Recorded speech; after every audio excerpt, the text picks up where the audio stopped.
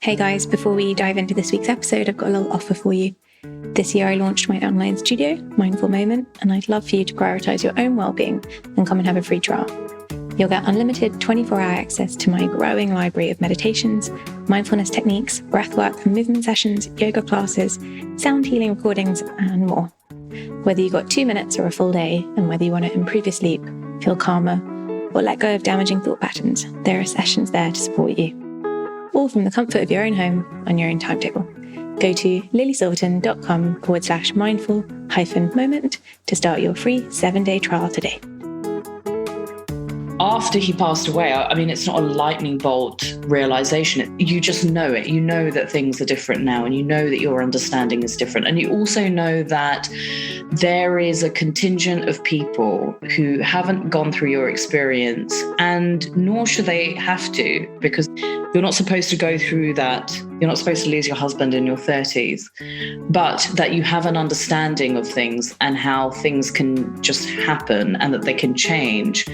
So the things that you prioritize, the things that you think are so important, that can change in an instant. And so if you are sacrificing great amounts of energy towards these things, if you are prioritizing things that are actually not really making you very happy, there's sort of a reality to some of that. And I found I was able to see through that in order to ask myself, well, okay, what is actually important here? Like, what are the things that you need in this point in time? Welcome to Priorities, the podcast about the things in life that really matter. I'm your host, journalist and coach Lily Silverton, and each week, along with a roster of incredible guests, I'll be exploring how priorities inform and transform our lives, sharing mindset tips, strategies, and inspiration to help you prioritize your own life.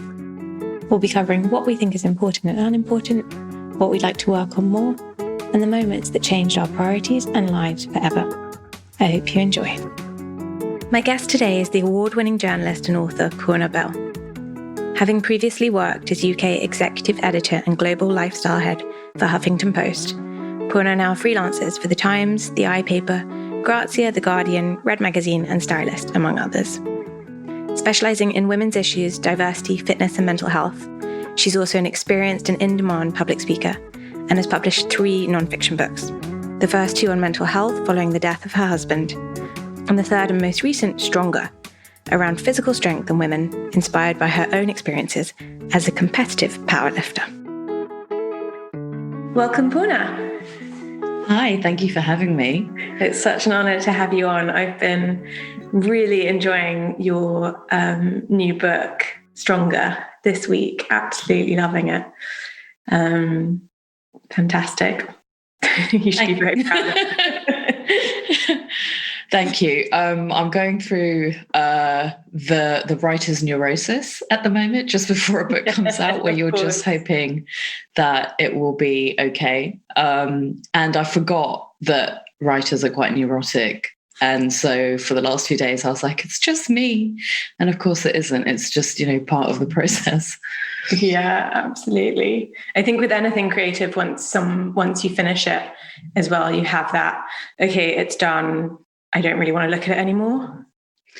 Yeah. And I think that because we're in a really unusual situation, just in terms of our social interaction because of the pandemic, unless you actually reach out to people and talk about what's going on with you, you just don't interact with people in the same way. So, because I was thinking with my other 2 books, I was always slightly nervous in that that kind of excitement that comes with it, or the sort of nervous energy around it, but it's never really been like this. And I guess it's because you just are interacting with people less, so you're slightly less connected unless you actually seek that out.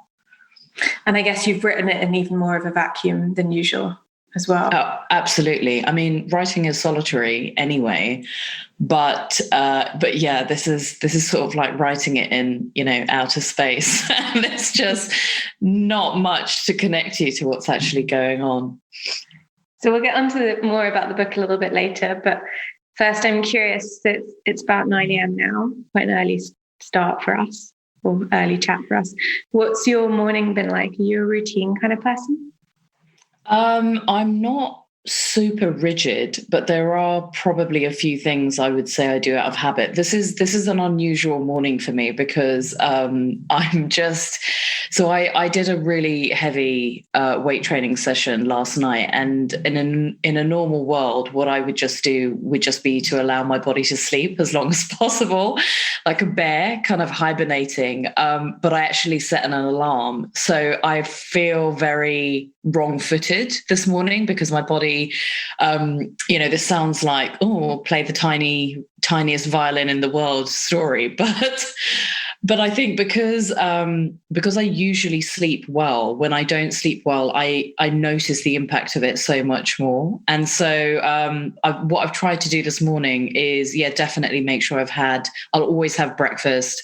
If I have a bit more time, what I'll do is maybe about 15 to 20 minutes of yoga, because I just find that moving my body really helps, especially now when I'm maybe not moving quite as much as I normally would do. But what I try and do is not check my social media until I'm actually sat on my sofa with a cup of tea.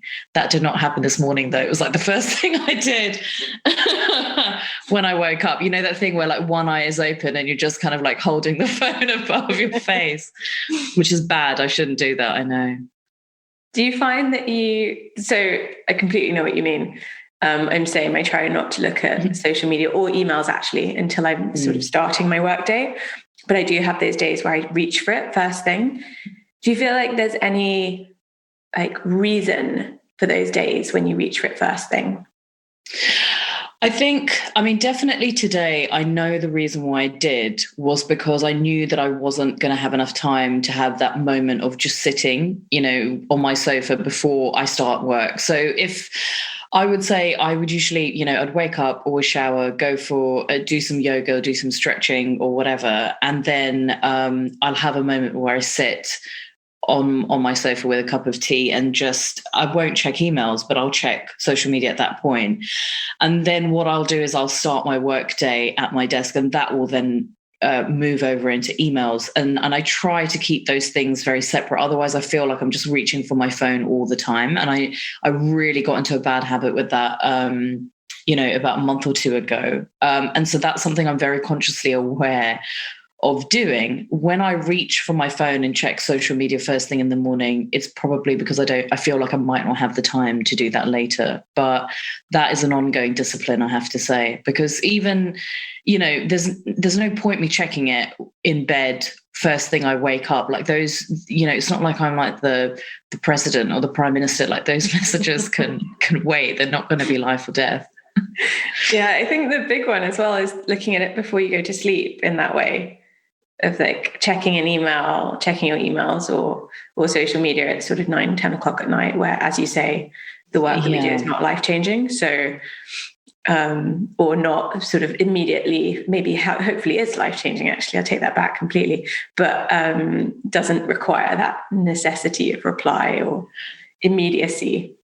Yeah, and I think my nighttime routine is definitely a lot stricter than my morning routine. And I wonder, I'm quite curious as to whether people have one or the other, that they're just a lot more focused on. And I think sort of going back to sleep being such an important thing for me, my nighttime routine is I'm less willing to compromise on that. And so that will include things like turning my WhatsApp notifications off after 9 or 10, and just not scrolling. So once I'm in bed, unless there's something that I need to check on in real time, I just am not really allowed to go on Instagram. Quite rightly. Have you always slept well? Yeah, I come from a family who likes their sleep, and my dad, I think, has managed to, despite being a doctor, he's retired now, but he's managed to squeeze in, I think, a daily nap since the age of 18, which is pretty impressive. He's 73, 74 now.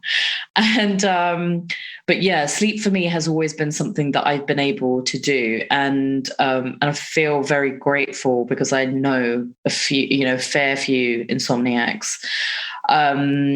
And if something is disturbing my sleep, that for me is actually a really big warning sign that there's something going on, like whether that's, repressing the amount of stress that I'm experiencing, or just not really, just like overly compartmentalizing things and not actually processing them. And the sleep is definitely one area which it will show in.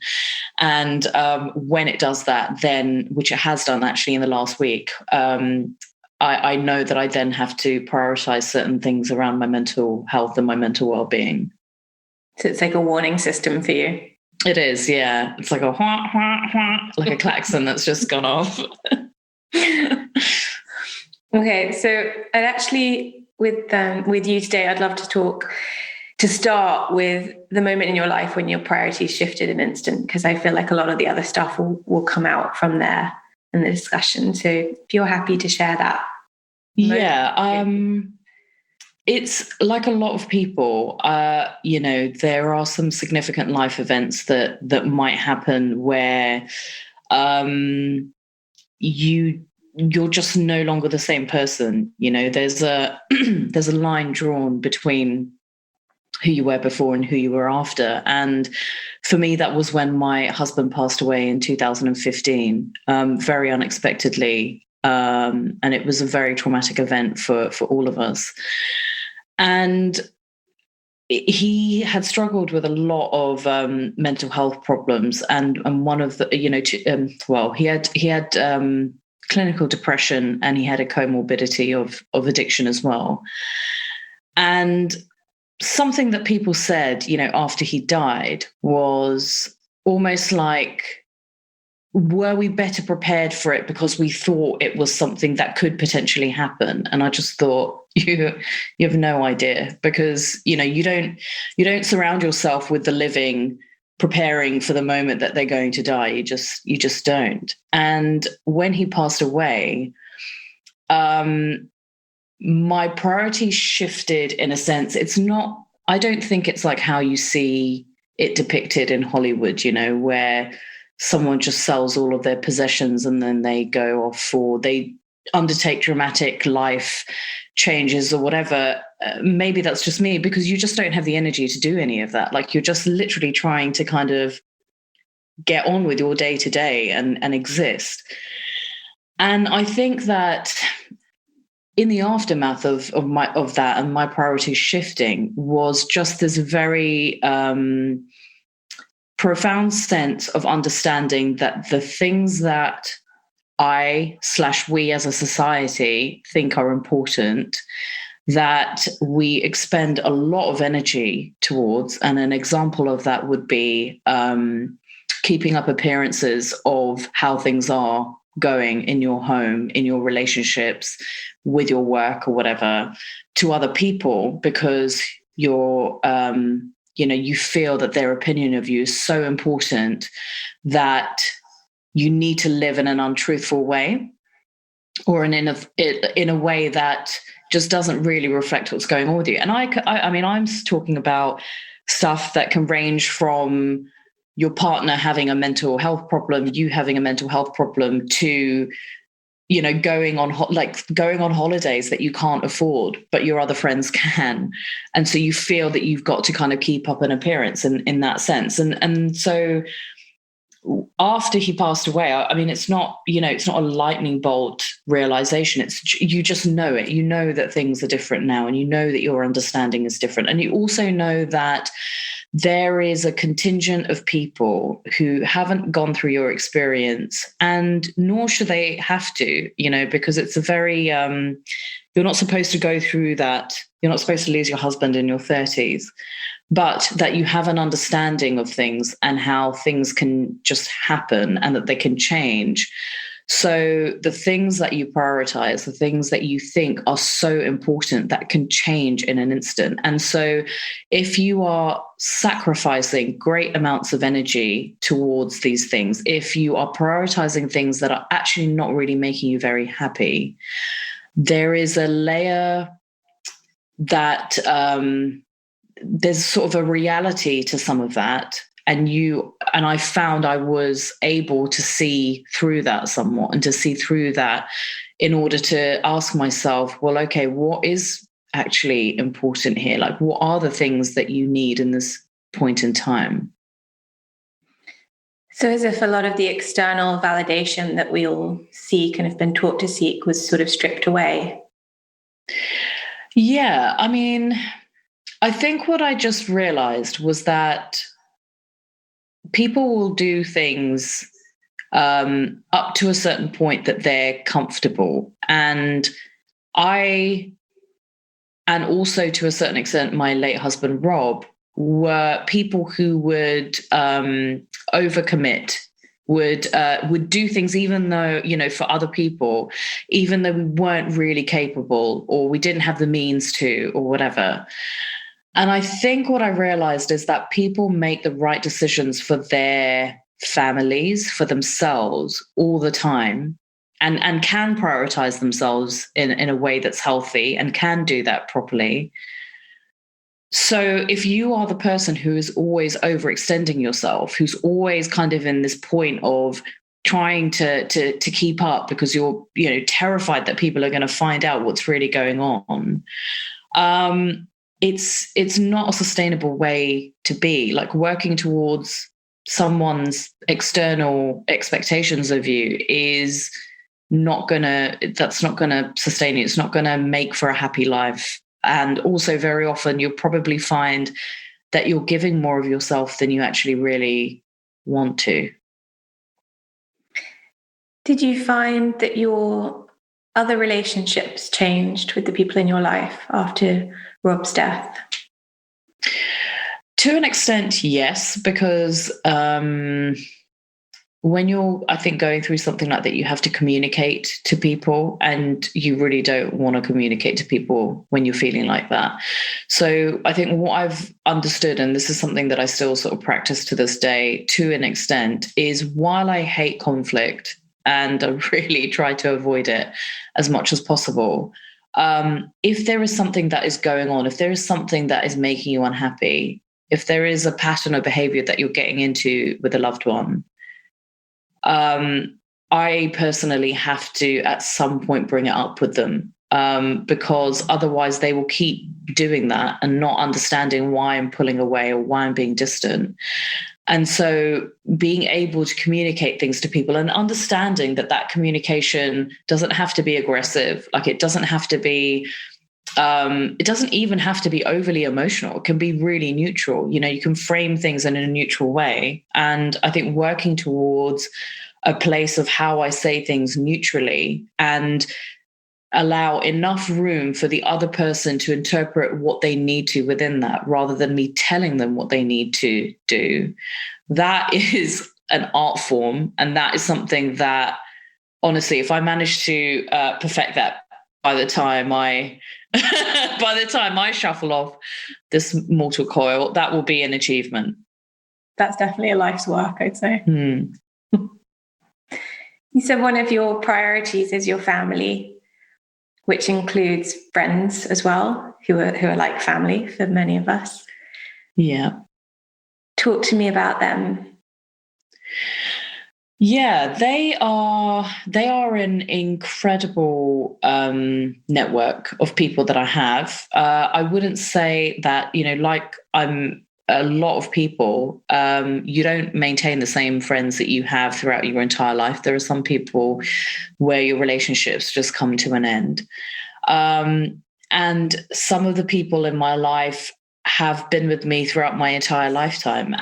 But more importantly, I have also made new friends within that, and seeing the differences in all of those different groups of people has been an incredible thing, because they reflect different parts of who I am and what I need. And hopefully I give that back to them. With friends and family, it's an interesting one, because when I worked, so I'm freelance at the moment and have been for about 3 years and have no plans to work for anyone again.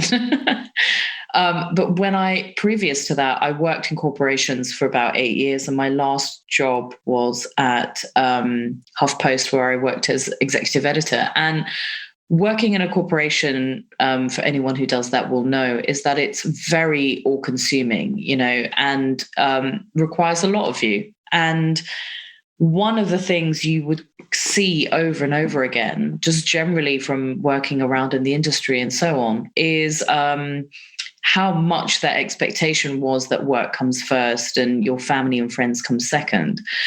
And I think in my last job, I was really lucky. So I worked there when Arianna Huffington was still the head of the company there, and she's no longer there.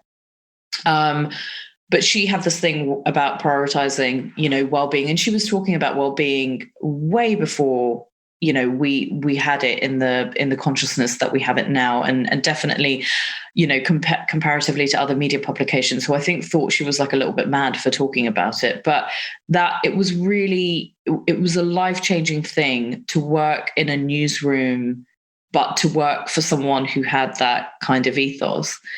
And that was drummed into me in terms of my friends and family come first within this. Like, it's, yes, of course, there are times when you work on projects when, work might take over for a little bit, but that has to be in the minority compared to my friends and family. And that is something that I'm definitely proud of having been able to do, which is that nothing, you sort of see. Again, I don't know insofar as how much this is real life and how much of this is depictions on TV, but you see that happening in TV programs all the time, where people just end up sacrificing time with their friends and family because they have to do a work commitment or whatever it is. And I guess like a couple of things there, which is that over the years, places that I have worked for that have demanded that, I think that unconsciously I kind of just stopped working for those places, because it's a terrible thing to have to ask your employees to consistently put work above family and friends. And I think that's how I kind of ended up at HuffPost, where I gravitated towards somewhere which would understand that my friends and my family, for sure, my family will always come above anything else. So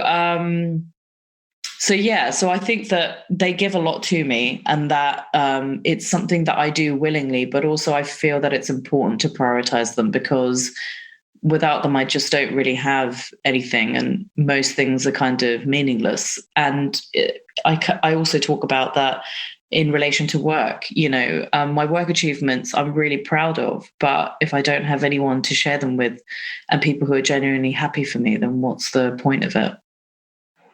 Yeah, absolutely. We'll see what comes out of the pandemic, and in terms of how people react to returning to work and returning to if they're lucky, I guess, a 9-to-5.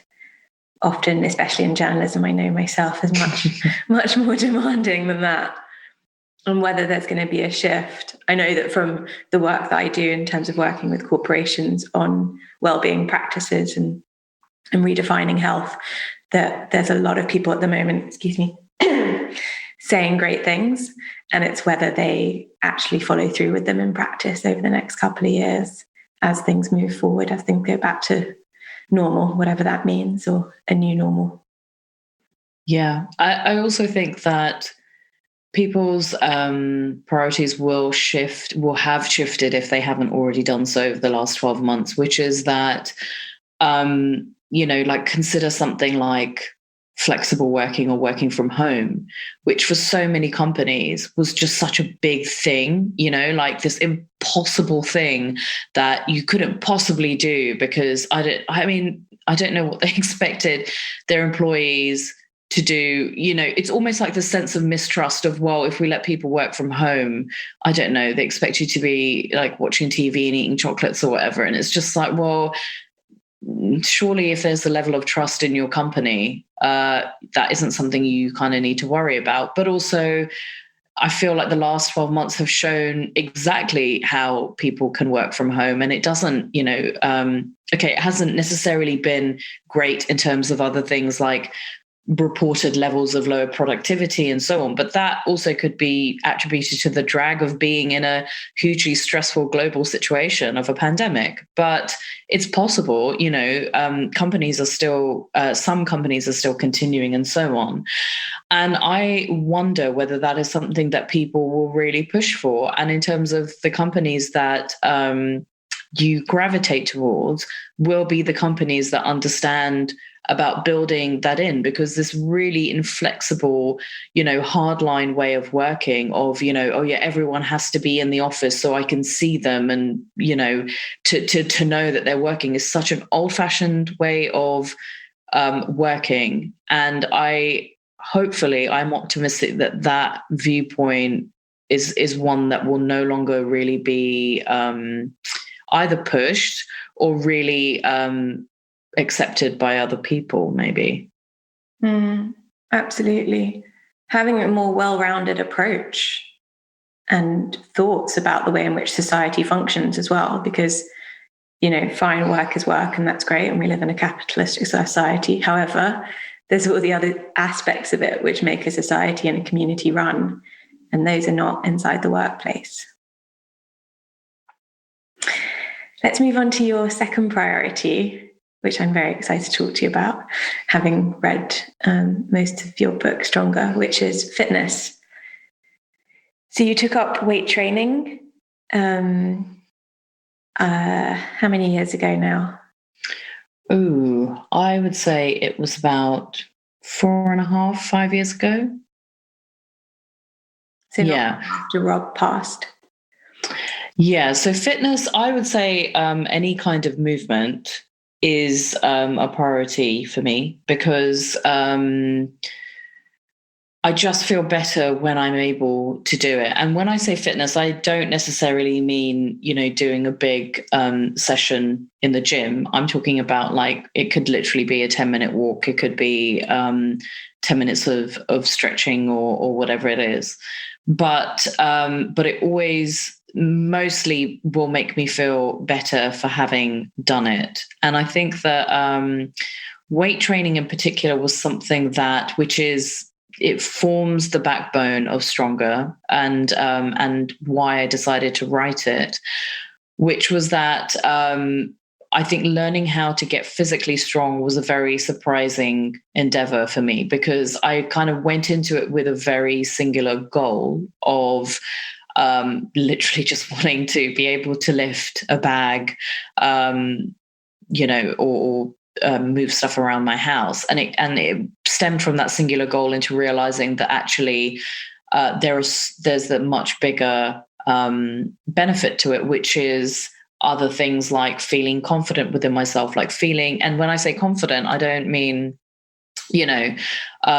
just sort of in my daily life in a very general, vague sense. I'm talking about, like, when I go into spaces which previously I would have felt a bit intimidated to go into, and that could range from walking down the street to going into a work meeting, and I'm the minority person there, which happens a lot. And I think that sort of confidence, but also the it's a place that I go to, let's say a gym, or if I'm working at home, that is also a mental space for me. And it's for a number of reasons, which is it creates a bit of white noise. So it's just really serene. But it also helps me to work through some of the stuff that might be going on in my head. So I'm someone who is very prone to, having like 1,000 different thoughts at the same time. And if, let's say, I'm pretty anxious for whatever reason, they just kind of spiral around. And some form of fitness helps to quieten that down, which I think a fair few people will say that. And in a survey that I did, that I ran alongside the book to kind of just sense check what was going on, but above and beyond the sort of the main motivation for women saying why they liked some form of exercise or fitness or whatever was because of their mental well-being. So it's definitely something that that is a massive coping mechanism for me. It doesn't replace any of the other things that I think, such as therapy, group sessions, all of that, that has to kind of coexist alongside that. But fitness makes it easier for me to channel things when things kind of feel a bit overwhelming. And I also think that my idea of fitness has changed so much. And that's probably why I prioritize it in a different way. So someone asked me the other week, how do you make time for it? Or how do you fit it in, or something like that? And I think definitely, when I was in my 20s, the gym was something that I would kind of tag on to the end of a day if I had time. And I kind of think that was because I maybe didn't really want to do it. Like, I did it because I felt obligated to, or because I felt that, I had this very kind of fixed idea, which is because we have this massive problem in how we view fitness in society, which is we view fitness as, the goal of it is weight loss or weight maintenance, and it's not. They're two very separate endeavors. But that's what I think I viewed it as before. I viewed it as this sort of, semi kind of punishment in which you kind of had to go to work something off or to make up for something. Whereas now it is this thing that just creates so much energy and joy and positivity in my life. So everything else works around it. So for example, it's something I have to do on a weekly basis where I have to just move stuff around my training. And that's okay, because my training for me is one of the most important things. And that is a completely 180 on what it was like before. I think for a lot of people that need to schedule things in with movement is really, really important, because otherwise they don't do it. But what I'm hearing from you is more that it's a non-negotiable because it's so important to you. Yeah, the way that I train. So I'm a competitive powerlifter, although I'm not doing any competitions maybe until the end of the year. But there is there tends to be a goal that you have in your head of what you want to maybe achieve over the next few months or whatever. And if you don't go in to get your training done, let's say on a particular day that you've kind of scheduled it, you won't then be able to move up. You can't skip a day. So let's say there are 3 days that you have that are split into, I don't know, I did squats last night, right? Let's say I just decided, nah, you know what? I don't fancy it. I'm just going to do something else. I can't then go into next week and add a bigger number on that, because I have to have done yesterday's session in order to be able to build on it, because that's the process. So and also, the thing to remember is that this is all for fun. This isn't my career. I'm not a pro athlete. I'm an amateur athlete. So I'm doing this because I really want to do it. And what I really want to do is I want to go into next week and I want to lift more weight than I did this week. And none of that is going to be possible if I don't get my training in. So it sounds so simple, but it literally is as simple as that. I like lifting. I really like seeing my numbers go up. I love getting stronger. None of that process is going to be possible unless I schedule it in. And when I say schedule it in, it's not as rigid. So let's say there's a day where I just know that I'm too tired and I'm not going to be able to do it, or there's just, it's a very upsetting day or whatever it is. I'm not going to force myself to do something that I don't want to do. But at the same time, having a routine helps, because it gives me something that's quite solid and something that I can kind of latch onto, which doesn't always work for other people, but it definitely works for me. I hate nothing more than an afternoon lost to Googling, particularly when it's for products or methods to support my well-being. So I'm thrilled that this episode of Priorities is sponsored by Healthy Living Store, the simple online one-stop shop for quality wellness products and expert advice. Their aim is to make living healthy simple, and they take a full 360-degree approach to health, incorporating nutrition, movement, mental health, and sleep to help support even those who are normally pretty skeptical of well-being. I'm a big fan of the Fatigue Fix tincture, and I'm also currently eyeing up a new ergonomic home office chair as well. Healthy Living Store are kindly offering any listener £10 off their first order with £35 minimum spend. You simply need to use the code LILY10. Check them out on www.healthylivingstore.co. That's healthylivingstore.co with the code LILY10. That aspect as well of listening to your body and your mind in terms of what else is going on and reacting accordingly rather than sort of robotically insisting that you do something regardless is so important in terms of keeping the body healthy, because often people go to the gym, whatever it is, when they're exhausted, when they've had the worst night's sleep, or when they're, emotionally very tired or something's going on, and pursue movement that doesn't serve them whatsoever. And end up injuring themselves. It's very often the time I see with my own work when people injure themselves. Yeah, absolutely. I mean, I think that what is amazing about fitness at the moment is that, especially if you are someone who uses Instagram, is that there are different communities and different schools of thought that are so wide and varied that they're there for everyone. So, for example, if the type of fitness that's pushed in the mainstream doesn't work for you, you just don't really like it. There are so many other amazing schools of thought, such as intuitive fitness, listening to your body, and so on. And I love that there are different communities that are there to serve different needs, because I don't really feel like that has always been around. And fair enough, you still have to seek those out to a certain extent, but those communities are out there.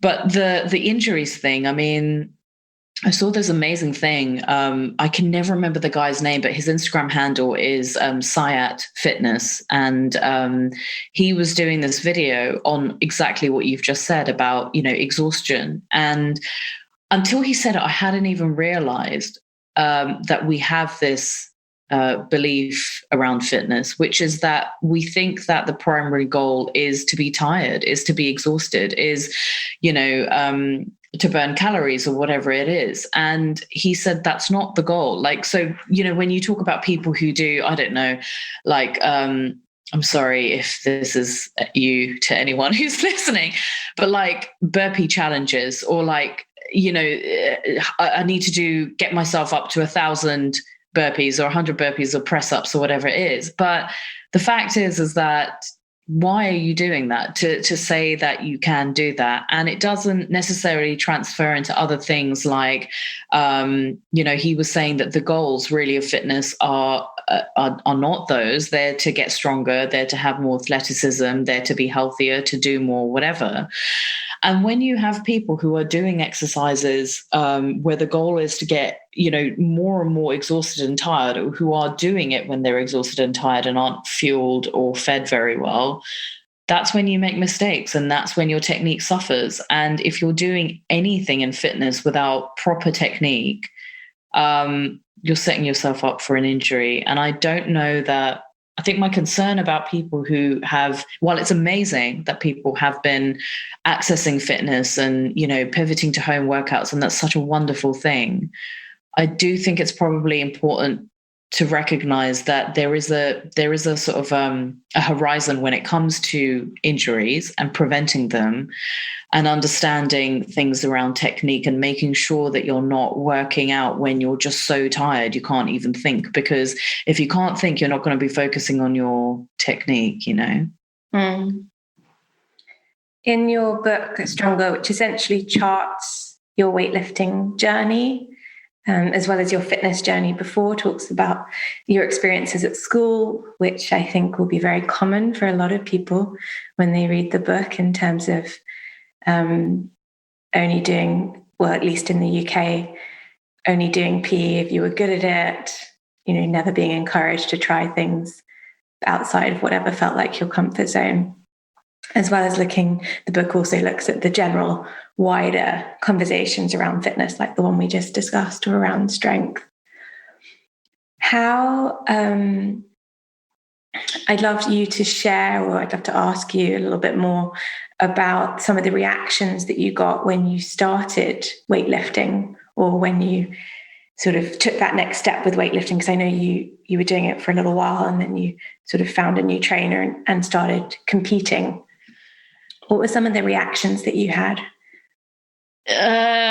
Some of the reactions were, well, okay, generally people don't understand what powerlifting is anyway. And powerlifting is effectively a competitive sport where you lift the heaviest that you can possibly manage in 3 different lifts, which are squats, deadlifts, and bench press. And I love it. But when I try and sort of explain it to people, their eyes just sort of mist over, which I understand it's a niche sport, right? But when I first transitioned into powerlifting and moved away from kind of, I guess, general weight training in the gym, there were definitely some concerns. Like, and I forget this now because it's sort of enough time has passed, but the concerns around me injuring myself. And I guess it's because when you look at someone doing bigger weights, you don't really understand how they can do that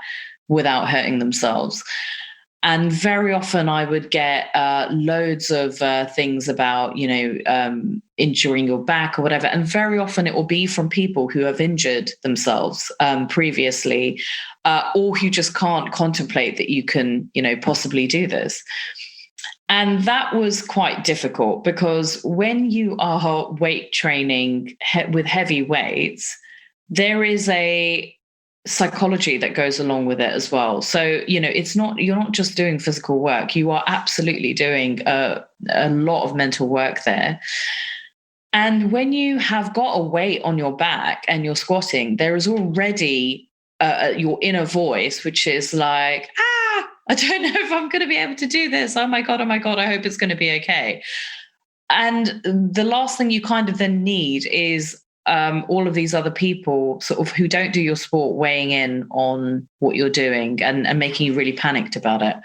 And there definitely at the beginning was that concern. And there was a part of me that just thought, oh my God, but yeah, what if I do injure myself and so on? But what I was very lucky to have around that process was my coach. So who has become a really close friend of mine.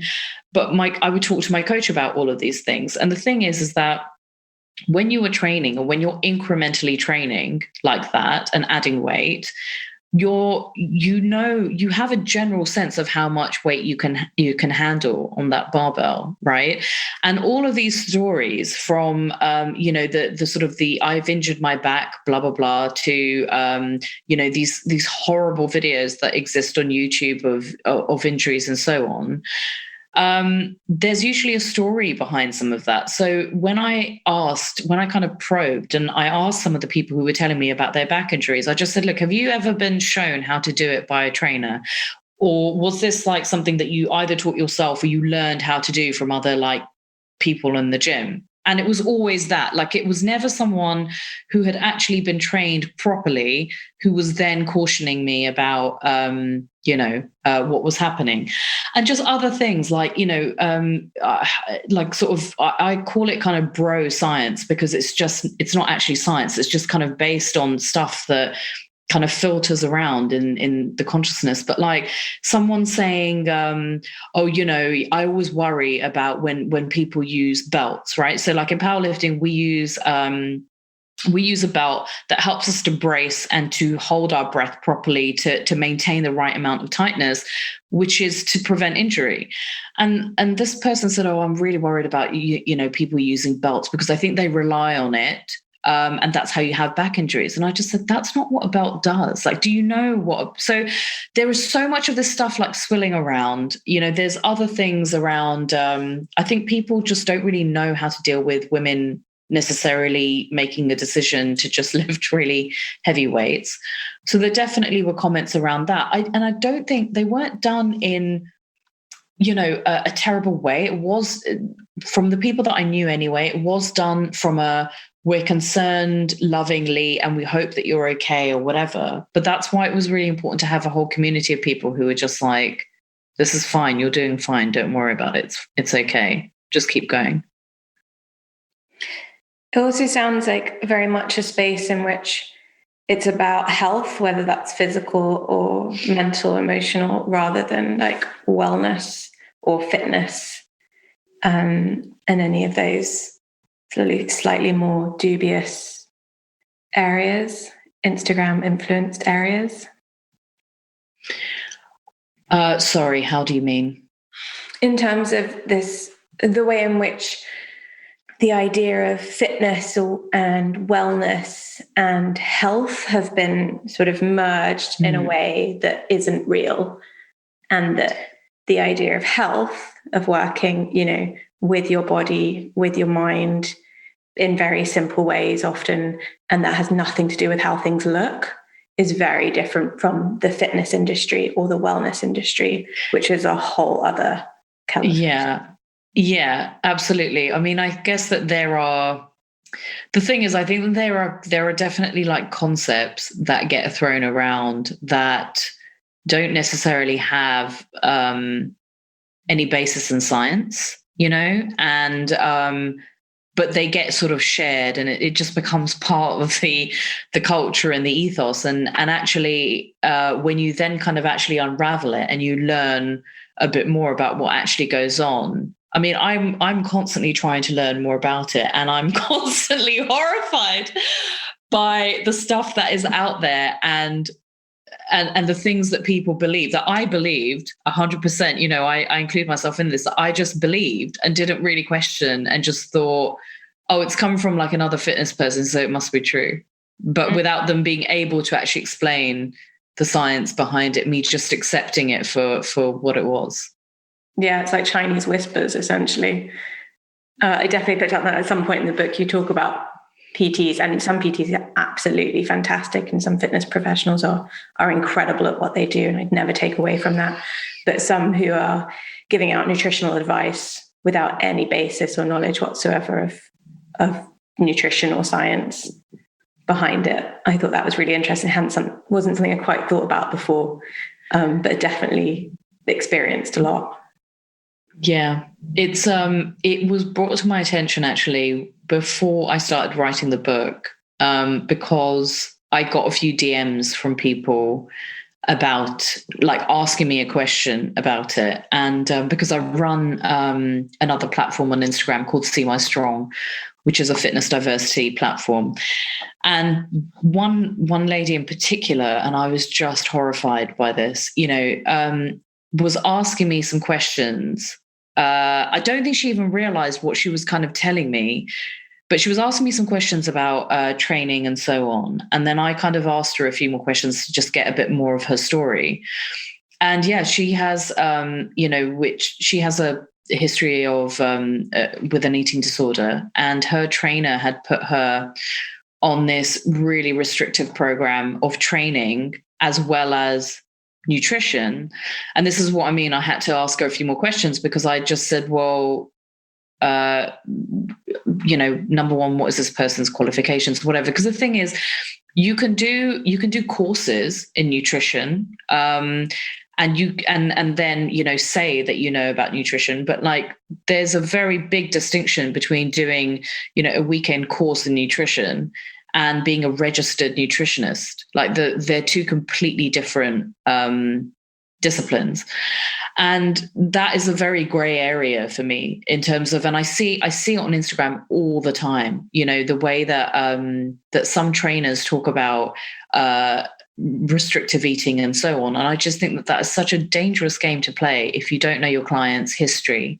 And because I asked this lady, I said, look, can I just ask you a question? Your trainer just sounds like an absolute nightmare. Like, why are you still with them? And she said, oh, because, it's a female PT, and I just thought a female PT would get it more. And I was like, well, what's it? What are they like? Gender doesn't really come into any of that. There are some things that absolutely depending on what you're going for. So let's say you're going through the menopause, you might want a female PT who has been through it, who understands how to train you.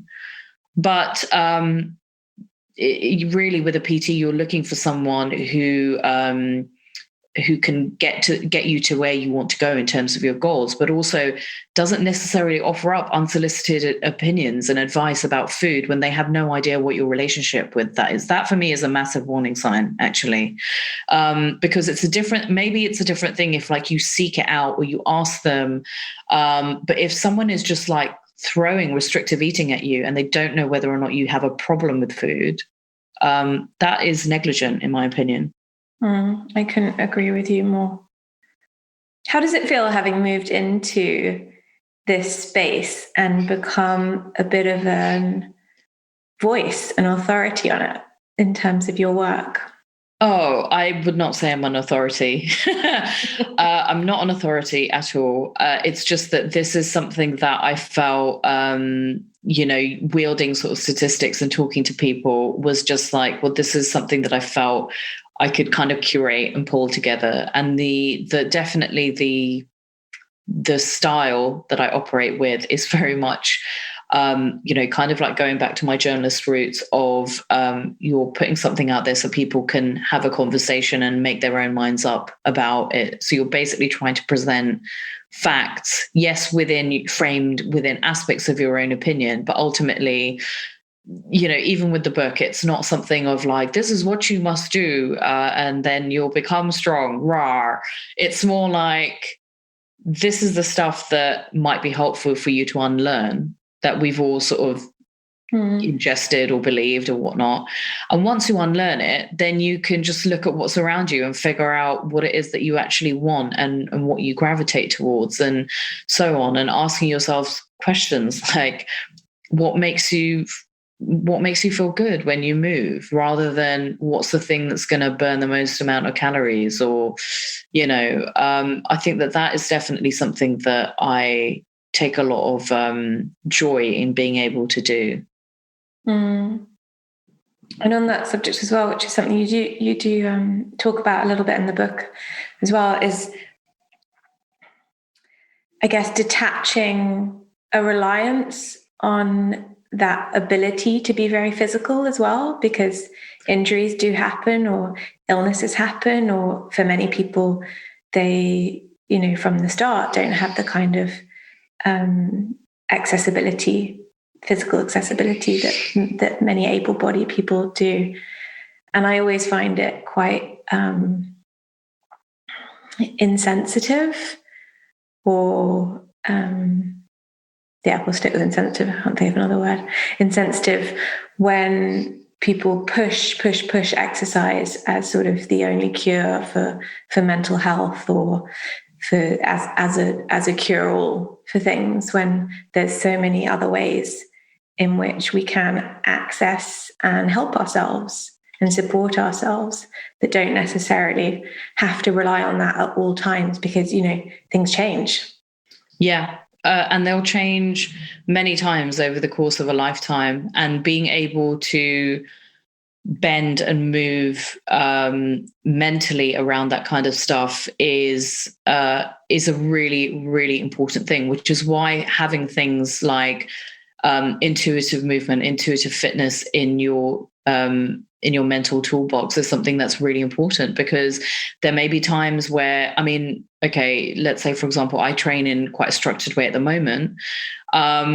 But there may be times when I can't physically do that. And for pretty much the majority of last year, I couldn't do that. So I was ill with long COVID for about 10 months. And that was a real relearning of looking at other aspects of what makes you feel strong and okay within yourself, and understanding that actually there are times when you may not feel strong at all, and that doesn't mean that you're not trying hard enough. It's just that sometimes life gives you a heavier load to deal with, and it's okay to sort of hibernate and to press pause and to just take a break and take a moment from it.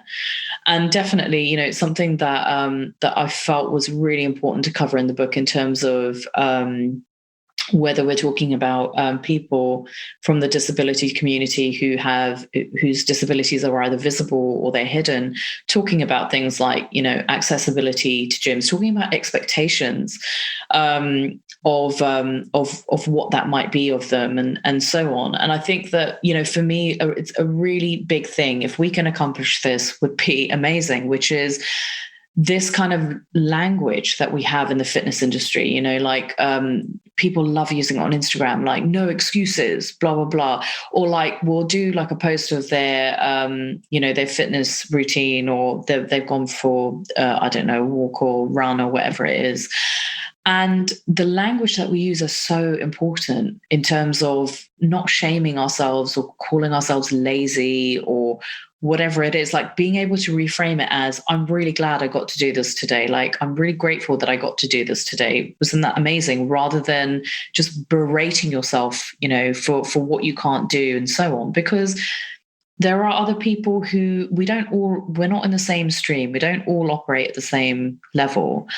And sort of just, widening our perception of what fitness is, like understanding that it comes in so many different kinds of abilities, different adaptations, different body sizes, and so on. That's really, really important, because I feel that the more inclusive we can make all of this stuff and we allow ourselves to interpret it in the way that we want to, you then have a life around, let's say, physical activity or fitness in a way that actually reflects you, rather than making you feel that you're all of these negative things if you aren't able to do what everyone else is doing. Like, why would you want to do what everyone else was doing anyway? They're not the same as you. They don't have the same abilities as you.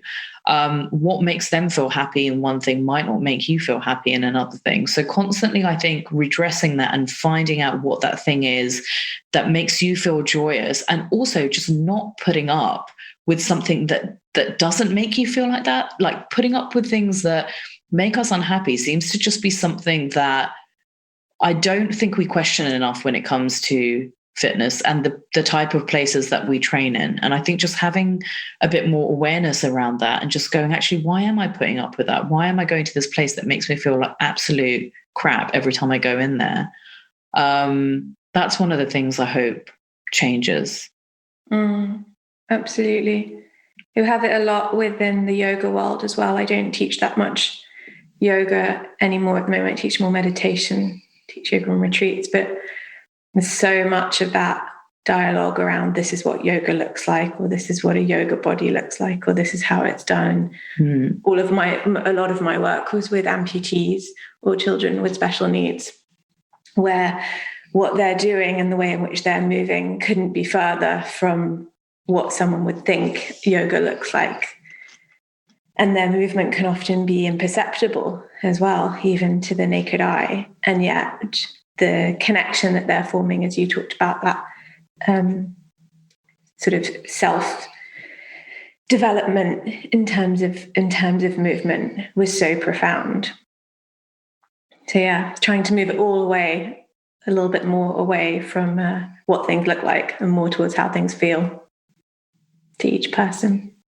Okay, what's something that's not important to you? What could you not care less about, Poorna? I don't know why I know I answered this question, and I don't know where my brain was when I answered it, but I think it was influencing for money. Yeah, is how I answered this.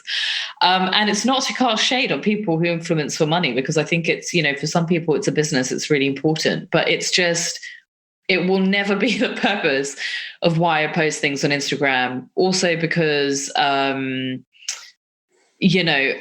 like to be able to post whatever it is that I want to post. And I don't want to feel like I can't not do something because it might, be detrimental. I'm just going to clarify for people like my mother who will be listening to this, hopefully, who won't necessarily know what influencing for money means. So, oh, yeah. Influencing for money in terms of social media would be when you do a sponsored post, so someone pays you in order to promote a product via your Instagram or your socials or whatever it is, or sort of working towards that point so that you can try and make money from it. Would you agree with that description? Yeah, I mean, I do, because I think very occasionally, I think this is like literally like maybe once every 2 months, or not even once a month. Yeah, once every 2 months, I might run an ad or a sponsored content piece on there. But it's never the goal of why I post on there. And I feel like if it became the goal, I don't know. That's a space that I just don't think my brain really wants to go down. It's a terrifying space. The goal is the value of your work, essentially, and then also because it's my career is my career, and social media is on top of that. And finally, Poorna, what's an area that you'd like to improve on? What's something you'd like to prioritize more? An area that I would like to improve on, I think, is being able to dream a bit bigger, being able to think a bit bigger than I currently do. And what I mean by that is I feel like I'm on the cusp of things changing in a good way for me career-wise. But there's that imposter syndrome part of me, which so many of us have, which is going, no, just keep things really small and tiny. It's safe here. Let's stay in the small pond. And so it's about stepping into that margin of discomfort and just going, actually, I think there's some really cool stuff we can do. And why would you not be worthy of doing it? And I think it's because I look at, let's say I'm not an entrepreneur, but I look at, especially young female entrepreneurs, and they're so confident, man. And I'm like, and they're like CEOs of their own company, and I just think at some point they had to make that step change into stepping into that role. Otherwise their companies wouldn't be the success that they are today. And I think that while I could ask them how they did it, I think sometimes you just have to do it. I think you just have to step into it. And there'll be this really prickly, uncomfortable period where you're just thinking, I don't really know what I'm doing. But I think if you can ride it out, then that just takes you to the place that you need to go to. And I don't think that without that baptism of fire, you can necessarily make that change. So that's going to be a focus for me.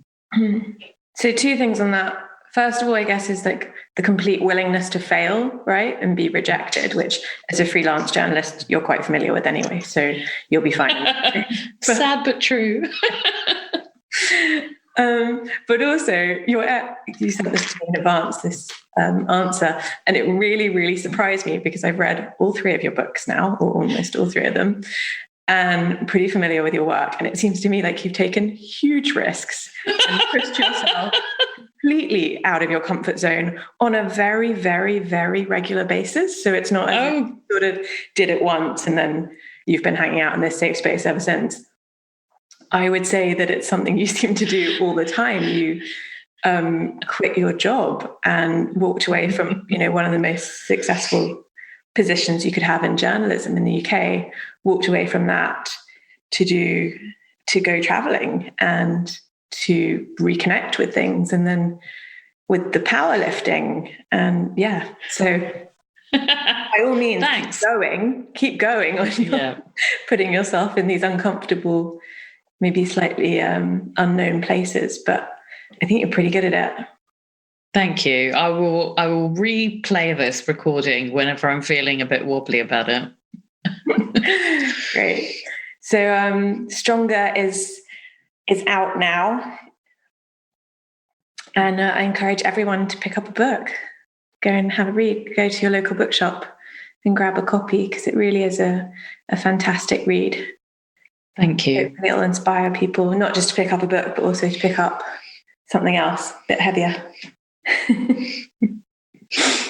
All right, Poorna, thank you very much for speaking to me and sharing your insights.